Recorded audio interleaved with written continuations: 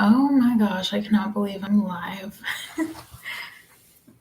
uh, yeah, this is super exciting.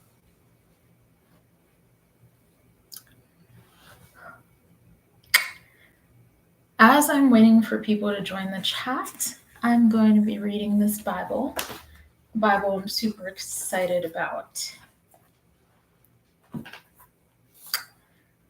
The Action Bible.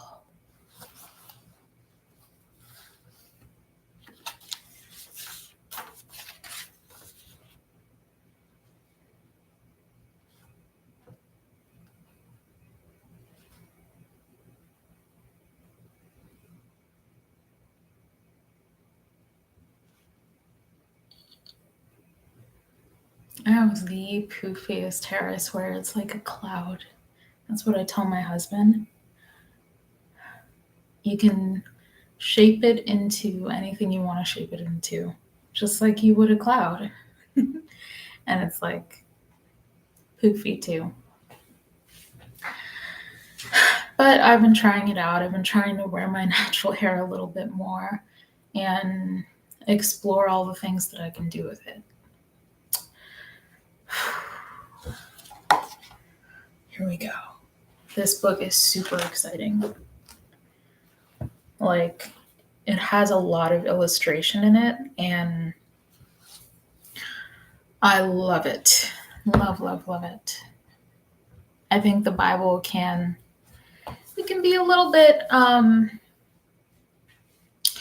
would say, because we're in the age of social media, we have like TikTok and Instagram Reels and YouTube Shorts, which I love to make. And, it really sets a high threshold for today's society's um, not only attention span, but what excites us, like what we can find exciting. I mean, before there was all this entertainment, all these inventions for entertainment, um, we had like we had less exciting things to play with, like a wooden toy, you know. Um, let's see here. Goodbye, Fear's Destructor from Dustin Nutt. What do you mean by that? Do you mean that going live kind of alleviates your fears a little bit? Let's see. Gooby? Oh, okay. Okay, Gooby Fears Destructor. I see. What does that mean? I don't know. Yeah. But for me, going live is like, this is my first live, like, ever. So I'm very excited about it. I want to kind of get more involved on YouTube. Can we pray that just Gooby needs to go to jail?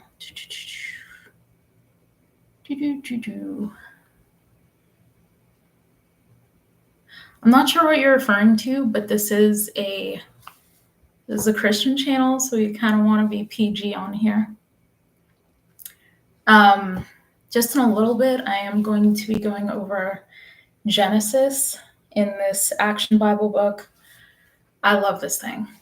It's amazing. I can show you some of the artwork. The artwork for me has been super inspiring to kind of understand the events of the Bible, even though we haven't seen them firsthand. So we have the beginning here. And honestly, if you guys get this Bible, I would recommend that you get it used, okay? It is a very expensive Bible, and you don't want to feel like you have to have a lot of money to be in a faith journey.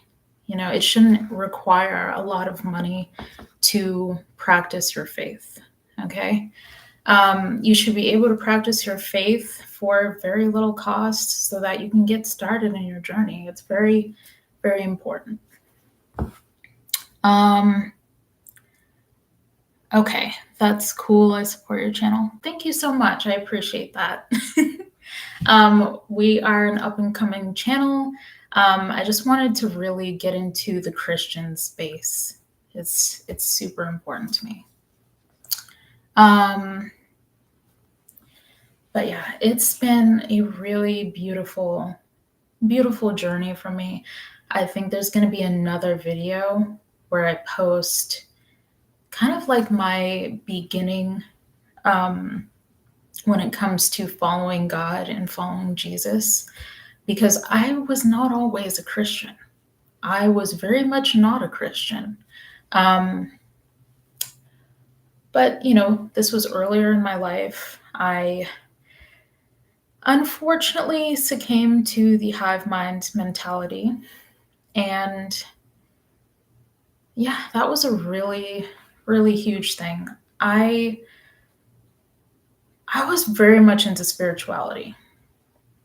Okay, and I'm going to delve into this in a future video, but I was just so big on spirituality that I think it took away from my faith. There wasn't really a point in my life where I was an atheist per se, but I was non-devout at some point. Sorry. Ooh, my eye is a little bit itchy, but the show must go on. So at certain stages in my life, I felt as if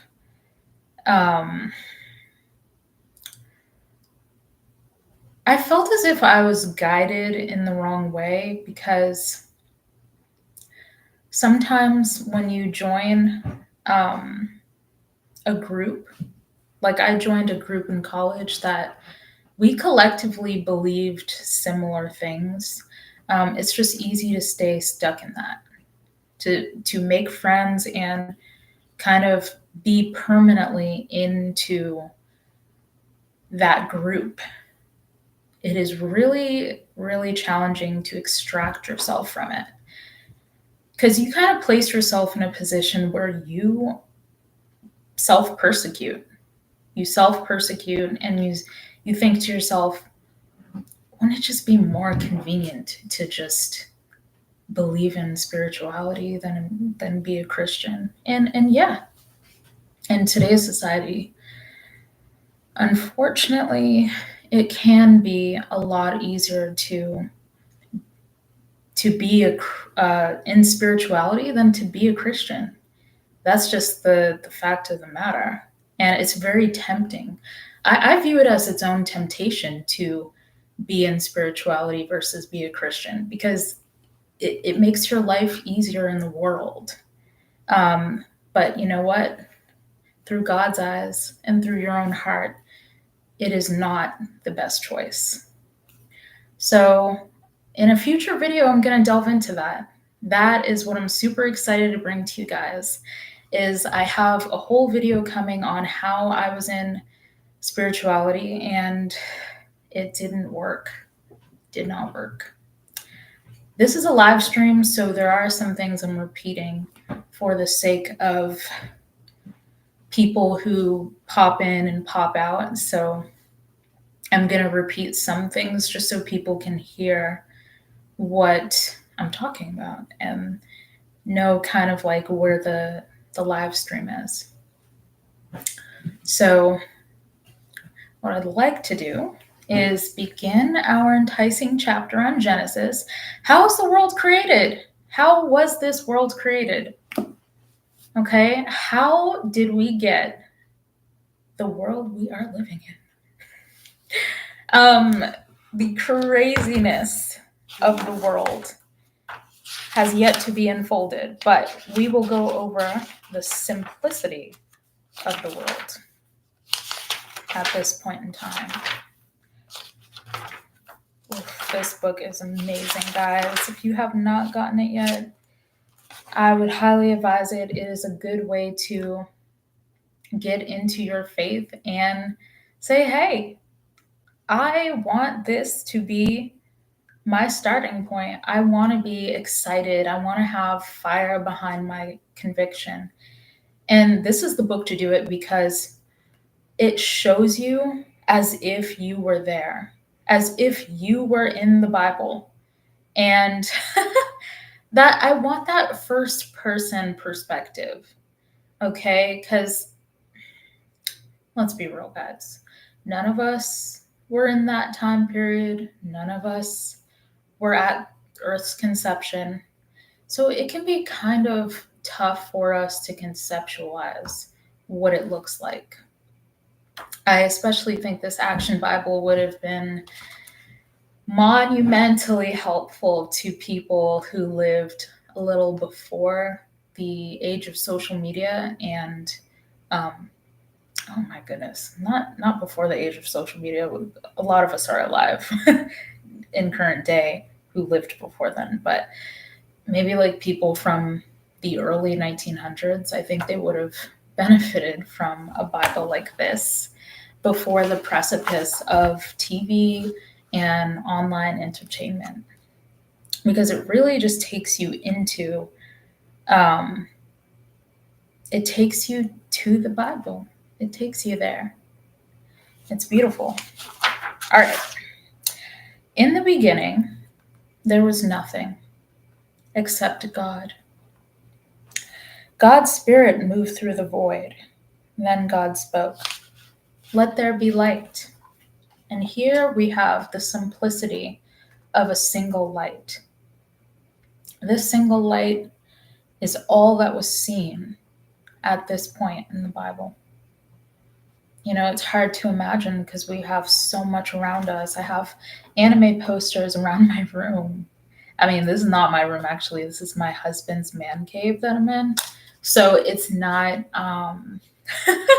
it's not really representative of my particular personality, but as an example, there are a lot of details in here that I'm used to seeing day to day. So, you know, it's very mind-blowing to me how simple things were in the beginning. As we go forward, we go into day 2, Tuesday, if you will. Then God separated the waters of the nothingness into the moisture and clouds of the sky above, and the drops and waves of the ocean below. God named the sky heavens. So, heavens, you know, that's that's beautiful, honestly. Here's the picture of it. Guys, if you just joined, I'm reading the Action Bible and I'm on day 2 of Genesis. So we have created the sky and the ocean so far. Now for day 3. God named the lower waters the sea. He gathered together waters of the sea, exposing dry ground. He named the dry land earth on this land. He made grass and flowers and trees. He made them with seeds so they could grow more grass and flowers and trees. The fruitful earth was a place of beauty. Okay. I gathered a lot from this specific day, day 3, the seeds aspect of it in particular, because for those of you who are more familiar with Christianity, we know that as you go further into the Bible, God talks about being fruitful and multiplying, and how this was really day 3 is like a foreshadowing of God telling us that. And so it tells us here about how the seeds were created specifically to multiply and to be fruitful. You know, we're supposed to plant them around and everywhere. It's very indicative of what comes later. Day 4. Then God fashioned the sun, the moon, and the stars to light the earth, and he set them in the heavens to mark the days, seasons, and years. Okay. So here we have formation of the sun and the moon so that we can have seasons. Oh my goodness, let me bring this closer so you guys can see this. It looks so much better in person. Okay. But it's okay, you guys can still see what I'm seeing. Day 5. God said, "Let the water be filled with living creatures." Oof, yes. And the seas and rivers swarmed with whales and fish. God said, "Let birds fly through the sky, and the sky, the open sky above the earth was filled with every kind of flying bird. Be fruitful and fill the earth." God said as he blessed the living creatures of the sea and the sky. Here is that passage again. Again, when we talk about being fruitful and multiplying. So that is key there.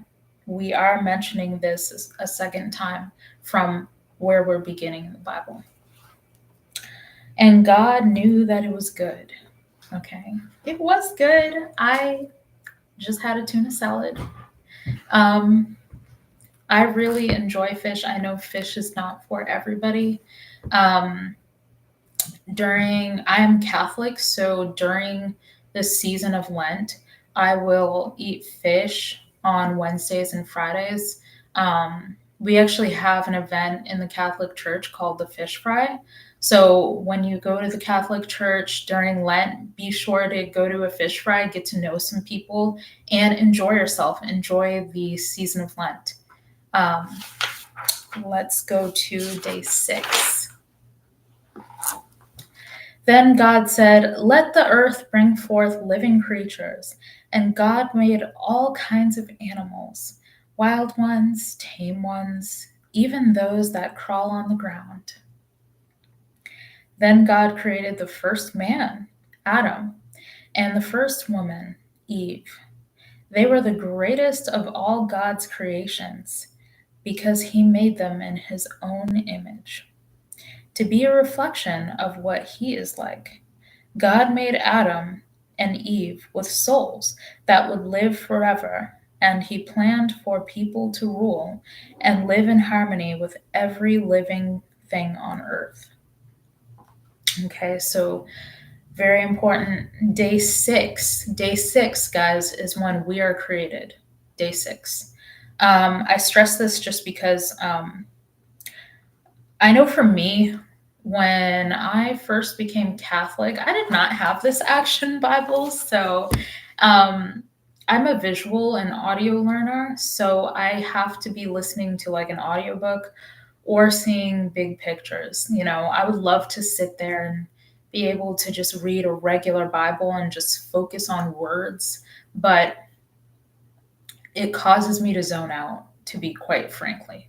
It's just how my mind works. I find the subject matter interesting, but I do zone out. So I'm trying to find ways to retain the Bible better, you know? So as a Christian, we should know the Bible. We should know when things happened, specific events that took place. We should know our commandments.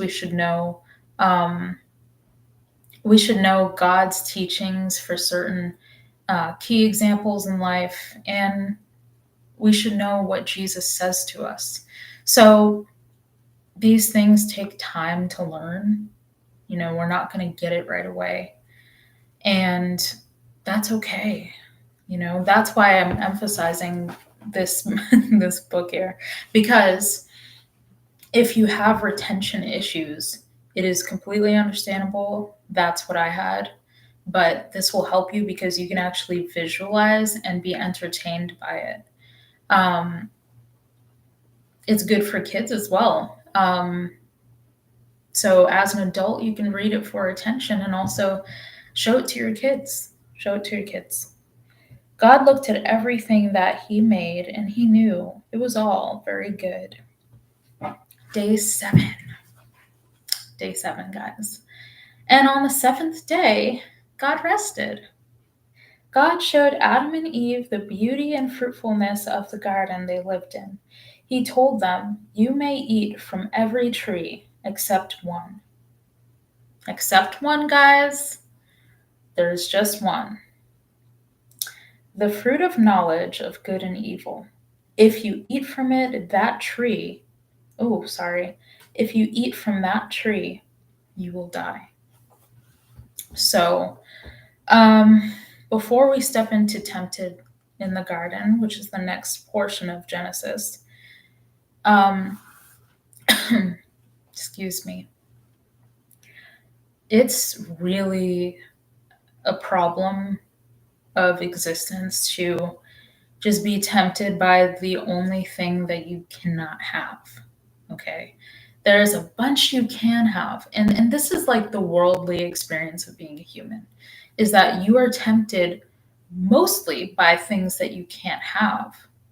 That's why, and I'll get into this in further videos, but that's why as a Christian, you should, and this is one of the commandments, you should appreciate what your current blessings are. And that is when you will experience true contentment, because you will be in a state of unrest just by wanting what you can't have. In any aspect. It could be in a relationship setting, a work setting, any type of setting where you have you have a carrot dangled in front of you.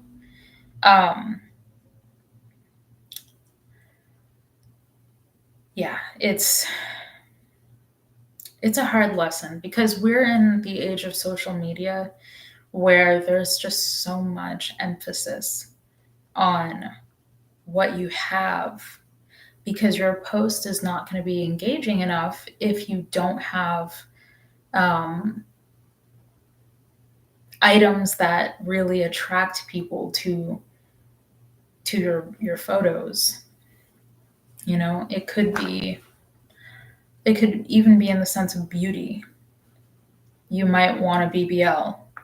That's huge for my generation. BBLs and fillers and all kinds of plastic surgeries and interventions that used to be reserved for people in specific industries, or people who are in their early 40s and they want to look youthful again. Like, that is what it used to be reserved for. Now people in their 20s are getting work done, and it's insane to me. I'm in my 20s and I have no intention of getting any work done. I want to age gracefully and just appreciate my youth as I have it, and as it fades. Like, I want to gracefully accept that, because I think in life, the faster you accept the realities of life, like, the more peace you're going to have. I think when people try to stave off certain things that are bound to happen, then they feel miserable by that. The more fillers you put in your face or your butt or suck out of your stomach, it's not going to make you happy, because you are going to realize that you have become a project. You've become a project, and you're a project that will never stop needing work, because you're going to age. And then you're going to believe that there's something that you can do to change that. For anyone who has just entered, we're talking about being tempted in the Garden of Eden. So, being tempted in the Garden of Eden is very, very important story that sets the precedent for everything else. Let's dive in. "Look, Adam, the little bird comes when I call." That's what Eve says. God is good to us. He has given us everything. Everything except fruit from the tree of knowledge of good and evil. Yes, that is forbidden, Adam says. But Eve wonders, and one day she goes to the tree and gazes at the forbidden fruit.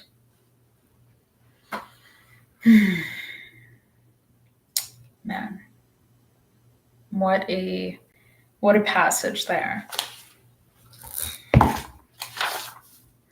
Before I actually go to the next one, I'm going to show you guys what this looks like. There we go. We have a little less glare. All right. Satan, in the form of a serpent, tempts Eve. Are you sure God said not to eat this fruit? Oh, yes. If we even touch it, we'll die. Oh, you won't die if you touch it. See? And if you eat it, you will be wise, just like God. Eve says, You're right. And if this fruit will make me wise, surely there's no harm in just one bite. Like, who really cares, right? So Eve takes that bite, and then she's like looking at Adam in the book here, and she's like, Adam, it tastes delicious, inviting him to take a bite of it himself. So Eve is tempted by Eve is tempted by the devil in form of a serpent, and then she falls into the temptation and proceeds to tempt Adam. She tells Adam that it will make him wise if he eats it, as the serpent tells her. But the forbidden fruit has far different effects than the serpent promised. Suddenly, Adam and Eve realize they have disobeyed God, and their innocence is taken away as well. We're not wise, we're just naked. Cover yourself with these leaves. We must hide, Adam says. In the stillness of the garden, God comes to Adam and Eve. How did you know you were naked? Have you eaten the fruit I told you not to eat? I only ate it because the woman you gave me handed it to me. The serpent you created tricked me, Eve said. Because you disobeyed me, you must leave this beautiful garden from now on. You'll have to work hard to survive. God makes clothes for Adam and Eve out of animal skins and sends them away. Look, a flaming sword blocks the entrance to the garden, but we can never go back now. Where can we go? What can we do? Okay, so unfortunately, Adam and Eve, they disobey God and they are casted out of the paradise that is the Garden of Eden. This is such a problem. This is a problem we live with to this day. Oh, my husband just got home. So this live stream might be interrupted a little bit. But Adam and Eve, they face an issue of having to survive on their own. Now that they have knowledge of good and evil, they will live with that knowledge. They will live dealing with both realities.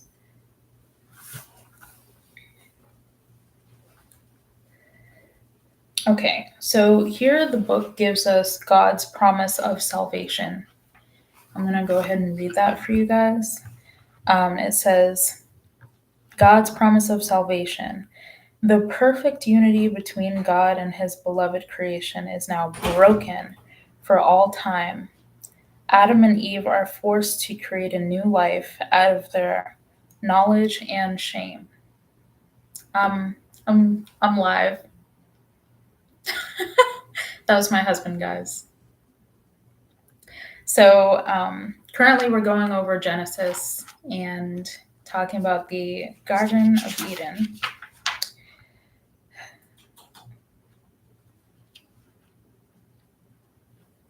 Hi. I'm like, her vision's based off sight. As long as I don't move, she won't see me. She's like a velociraptor in that way. Tiny yet vicious. Okay. You gotta go with the Drax rule here. Just if I move slow enough, you won't see me. I know you're right. I can't even see that you're there.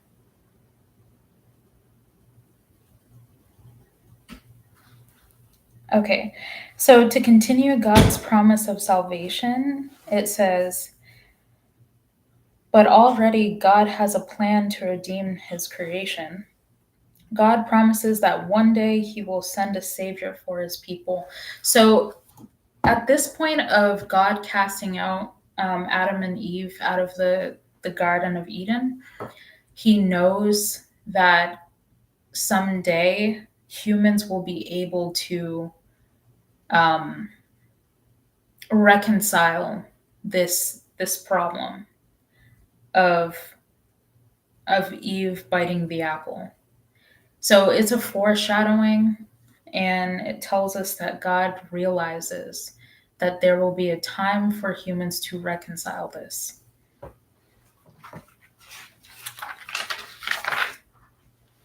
All right. So, guys, I think that's going to be it for today.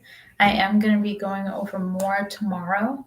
So if you want to come and hang out with me tomorrow, we can, and we can talk about the Bible. But that being said, thank you for watching. Subscribe to the channel for more positive Christian topics. And I will see you guys in my next video. Bye.